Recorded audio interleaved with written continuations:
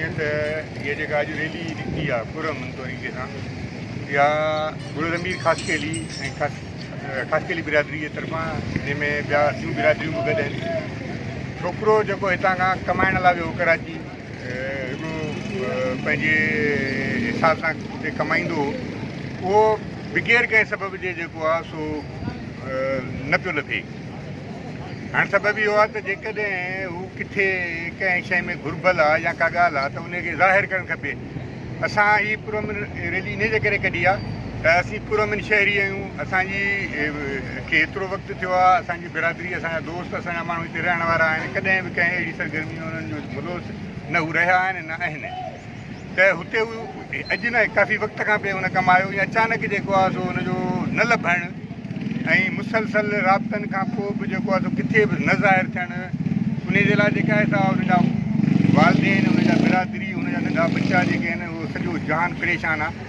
त असां मुतालबो था कयूं वज़ीर आज़म पाकिस्तान सां, आला अदलिया खां, जेके बि इदारा आहिनि पाकिस्तान जा, IG सिंध खां, त हुनखे बाज़ियाब कयो वञे। जेकॾहिं हू कंहिं शइ में घुरिबल आहे त घटि में घटि हुनखे ज़ाहिर करे पेश कयो वञे अदालतुनि में, त जीअं हुननि जे माइटनि मां बेचैनी ख़तमु थिए, हुनजे दोस्तनि मां बेचैनी ख़तमु थिए। ऐं सदाईं जेके आहिनि त शहरी पुरअमन तरीक़े सां जेको आहे रहिया आहिनि, कंहिं बि अहिड़े हिसाब सां कोन्हनि। जेकॾहिं आहे त उहा घटि में घटि ज़ाहिर थियणु खपे त जीअं हर माण्हू खे ख़बर पए, हुनजी बिरादरी खे ख़बर पए, हुनजे घर वारनि खे ख़बर पए, हुननि जी बेचैनी थिए। जेकॾहिं पोइ हुन जुर्म कयो आहे या कंहिं अहिड़ी ॻाल्हि थी आहे त उहो अदालतूं विया आहिनि, उन्हनि जो सामिनो कंदो।